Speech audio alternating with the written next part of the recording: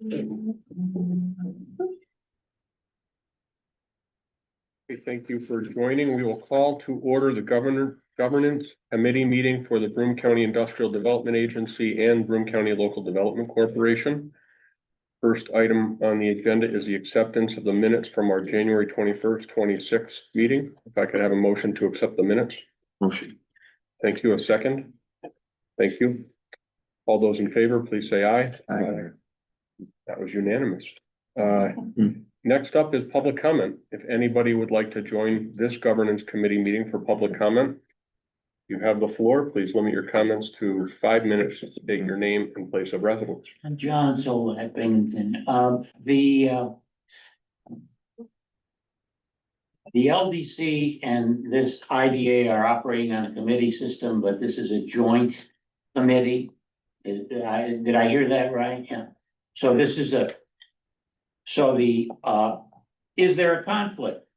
Is there a conflict between that, when it's more efficient to have a committee system, and you have a separate meeting for the LDC, but yet that you have a joint committee meeting here. That's very interesting. All this can be solved, by the way, by broadening out the base of these two organizations and becoming, I hate to use the word, more inclusive.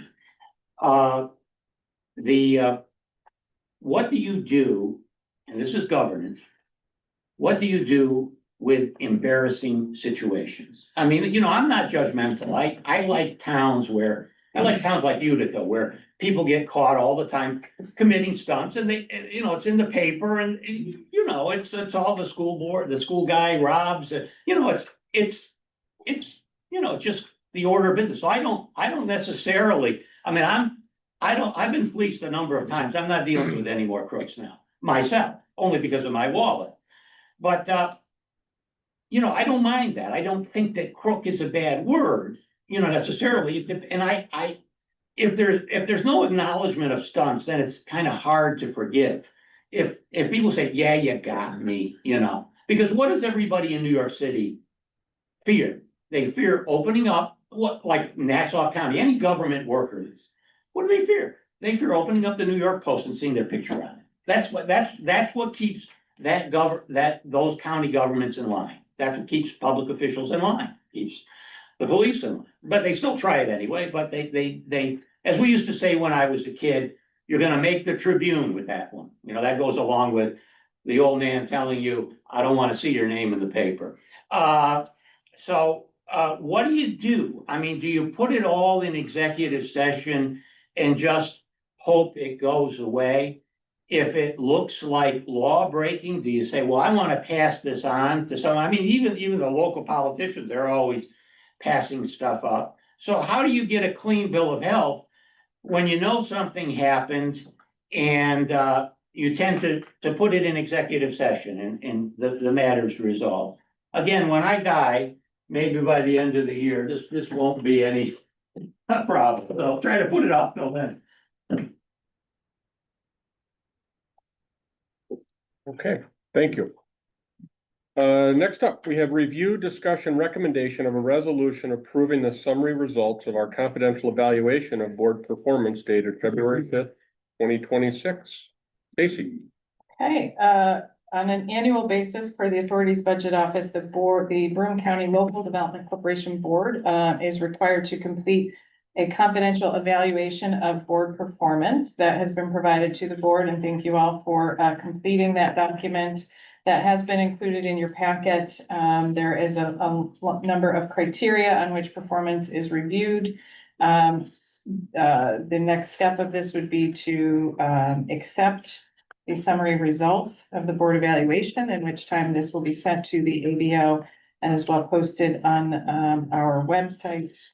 Final comment would be if there was any of these items that the board would want to have a board level discussion, please reach out to myself or Jim and we can address that.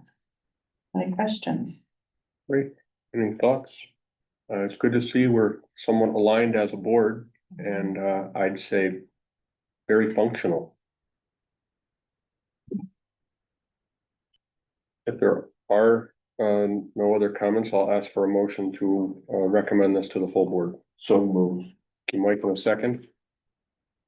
Thank you, Kevin. All those in favor, please say aye. Aye.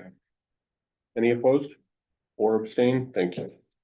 Okay, next, we've got a review, discussion, recommendation of a resolution approving the 2025 mission and measurement report of the Broome County Industrial Development Agency and the Broome County Local Development Corporation. Natalie. Thank you, Peter. This is an annual requirement of the Authority Budget Office. The report is based on the achievements of the staff in 2025 and objectives and goals for the staff of 2026. For 2026. It ties last year's and this year's goals to the strategic plan approved by the board. You all received a copy in the board packet. Reviewing it closely aligns exactly with our strategic plan. Is there any discussion? If no discussion, I'll ask for a motion to move this to the board. So moved. Thank you, Mike. In a second. Second. Thank you, Jim. All those in favor, please say aye. Aye. Any opposed? Thank you. Sticking with Natalie, a review, discussion, recommendation of a resolution approving the readoption of the agency's bylaws and operational policies as modified as set forth in the written resolution. Natalie. Thank you again, Peter. This is another annual requirement of the Authority's Budget Office that the staff and board review the bylaws and all policies and procedures to ensure that they align with the board's direction. Staff has completed its review and recommends that the committee readopt the bylaws and all policies and procedures with the exception of revisions to the travel policy as presented. I'll turn it now over to Stacy. She's going to provide an overview of the updated travel. Sure, just a brief update in your packet. You should have a document of revised travel policy for the Broome County Local Development Corporation. After review, as Natalie noted, we review on an annual basis to ensure alignment with best practices as well as our mission. What we've found is that our policies and practices are somewhat outdated and would like to make some typically based on historic practice. So we are offering just a policy that provides some tighter controls to the process of approvals of travel for both the executive director and staff. This includes use of more detailed travel request forms for better and credit card use forms for better documentation. Review the forms with Jim and we recommend adopting the revised travel policy as noted in your packet. Okay, great. Any discussion? I'm going to abstain from this one, just because from time to time, there could be chamber employees that also are traveling on your behalf. Understood. Okay, if there's no other questions or comments, I'm going to have a motion to approve. I so move. Thank you. In a second. Thank you, Kevin. All those in favor, please say aye. Aye. Anyone opposed? And abstentions? Me. Thank you. Okay. Next, we'll review this discussion recommendation on a resolution adopting a policy on board member requests for information. Stacy. Yeah, so this is actually a new policy for consideration with regard to just establishing a clear, consistent process in which individual board members can request information or assistance from staff and oftentimes counsel. This ensures effective communication and essentially to ensure that the requests which really geared towards those that could be of length in time and or cost, specifically if it requires a formal opinion of counsel. It just sets forth a process and procedure for review. We want to make sure that all board members feel that they can ask for any kind of research or information, but we just want to have a clearer policy and process in which to do so. Sometimes they can be lengthy or again, Chris is on virtual or costly if it requires legal review. So I don't know, Jim, if you wanted to comment on any of that. Just to add, over the last few years, requests come in and it's probably not a good practice to have every board member be able to ask every employee for information. It seems like it makes more sense that if one board member is thinking about it, another board member may be thinking about it. And if we can just funnel it through so that we don't duplicate efforts, that if the information already exists, we can get it. And if there's gonna be a cost involved, we can evaluate it. So that's, It's good to have it in writing. yeah, it is, you know. I think that eliminates any ambiguity about Yeah. who gets what and how they get it, and that all the board members are advised or are be able to share in whatever information a board member gets. I don't think it's from a governance perspective, I don't think it's healthy for a board member to request information and have none of the board be aware that information was requested. Right. It doesn't seem to be a very healthy process, so. Agreed. Or even if everybody's aware of it, it's still, it's a process. It's a It makes it process. more efficient and I think effective. Good. Any further discussion on this? If not, I'll ask for a motion to accept this. Motion. Thank you, Kevin, and a second. I can. Thank you, Mike. All those in favor, please say aye. Aye. Any opposed? Any abstentions? Thank you. Next, we'll discuss review, discussion, recommendation of a resolution authorizing the engagement of CARP strategies to provide planning services to support the development of a regional workforce training center and network for advanced manufacturing who service the southern tier. Stacy. Okay, to refresh the timeline and for our newer board members, in March, I believe, of 2024, the board approved funds to the amount of $150,000 to commission a plan, to bring on a consultant to commission a planning review for the development of an advanced manufacturing training center to support not just Greater Binghamton, but the broader region. This was matched by funds from New York State. So there is a total of $300,000 provided to bring on a planning firm to work with a working group to look at what is needed to create an applied workforce development center with a focus on manufacturing, but more broadly to provide resources to members of the community who may be trying to enter into the workforce.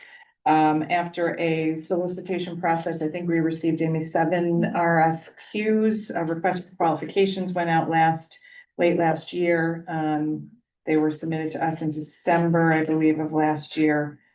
We interviewed 2 firms who we felt had the best understanding of the project needs and goals. And we are advancing the team led by CARP Strategies. It is a multidisciplinary team that includes representation from Northland Training Center. If you've heard of the On-Ramp, the state's advanced manufacturing workforce program, On-Ramp was essentially modeled after the success of the Northland Training Center in East Buffalo. This is again an applied workforce development center where people can come in and get hands-on training. They can get access to financial aid. They can get access to other resources that they might be preventing them from getting into the workforce. We felt that this team led by CARP had the best understanding of the project needs. So if advanced today, we would enter into contract with them to begin a planning process. We are tentatively, we have identified at this stage a facility for consideration. Is not necessarily the facility, but we have looked at the Titchener building in the city of Binghamton, which is also in a strategic investment area for New York State through the Downtown Revitalization Initiative. So that facility, as well as a desktop analysis of potential other locations, would be considered as part of this planning process. But we felt that it has a lot of the core criteria: access to public transit, access to services, other public services. From a space perspective, could provide the amount of space needed for a facility as such. But again, we'll do a desktop analysis of other locations throughout the county.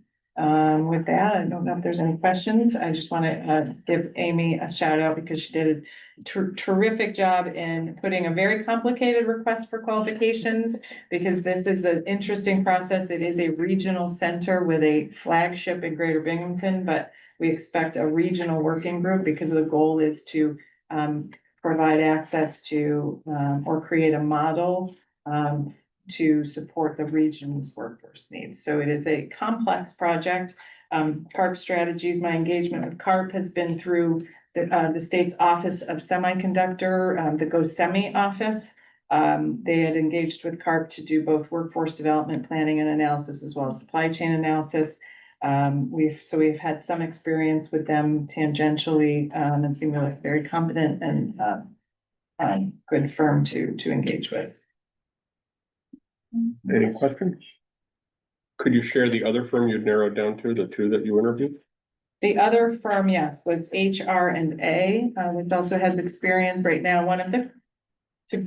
Candidly, one of the concerns, they have multiple current on-ramp planning initiatives ongoing, which certainly gives them a perspective, but at the same time, it was a very close, I'd say, interview process, but we felt that because of some of the nuance of our region, that CARP had a really strong understanding of how to navigate that. Great. Southern Tier is a little different. Now, most of their projects that they've done before, they're building a new facility. Not necessarily. So if the on-ramp, the competitive on-ramp process that the state did last year, the awardees were actually existing facilities. And we think we did a debrief, we submitted for on-ramp and weren't successful. One of the reasons we think why, in our debrief with the state's Workforce Development Agency, we had not identified a location. We had talked about a hub and spoke model with no site identified. We felt that one of the potential weaknesses of that was the fact that we did not have sort of a flagship. So the Capital Region, I believe, is looking at an area, some of the old St. Rose College campus. I think Mohawk Valley was a awardee. They have an existing building in downtown Utica, and Monroe County also has a building in the city of Rochester. So we think that was also why we wanted to at least identify a building for initial planning review and consideration. Great. Questions? Mhm. If there are no other questions, I'll ask for a motion to approve moving this to the board. Motion. Thank you, Kevin, in a second. Thank you, Mike. All those in favor, please say aye. Aye. Any opposed? Any abstentions? Thank you. Okay, next we have the review, discussion, recommendation of a resolution to confirm certain findings of the agency as required pursuant to New York State Public Authorities Law with respect to the agency's transfer of certain real property located at 162 Endwell Street in the town of Union, County of Broome, State of New York to NIBLIF LLC. Stacy. And I may have Chris just correct anything or add where I'm missing. A few months back, the board accepted a offer from Philbin Painting to purchase a small property that is owned behind the UHS child care facility. It was about a 3 to 4 mile parcel that we received when we took title to the old BAE site on 600 Main Street. We are planning to sell this property for $40,000. The appraised value of this property was $45,000. So as such, there is a specific resolution that we need to complete per our property disposition agreement. And Chris, if you could just kind of give us the legal language on that, I would appreciate that. Sure, and thanks for letting me participate remotely. The drive would have been treacherous today, at least out of Rochester. But in any event, because you're selling the property for less than fair market value, the public authorities law requires that the board make certain findings. And so we thought it was prudent to come back and make those findings in this resolution prior to and confirming the approval of the 40,000, just so in hindsight, if anybody were to look back and make sure that the agency complied with the law, that we did.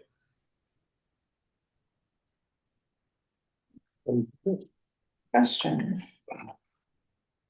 Was there anything glaring in the appraisal that pointed out why the appraiser thought the property is worth more than the arm's length buyer? Nothing No. that I'm aware of. They just, That's a what good they're all- question. Just. It is a negotiation. Limited number of people that want that property. I mean, just, We've had a it costs us quite a bit of money to maintain that. I think just last year we spent 15,000 down those trees. So it's been a little bit of a headache. The sheriff's been there quite a few times. People park there, boats there. So it's becoming more a nuisance for us. So it just made sense to sell. So then we have an arm's length transaction. So thank you for bringing that finding to us. If I could have a motion to bring this to the board. So moved. Thank you, Mike. If there's a second. Second. Thank you, Kevin. All those in favor, please say aye. Aye. Aye. Any opposed? Any abstain? Thank you. Okay, that concludes our business. We will adjourn.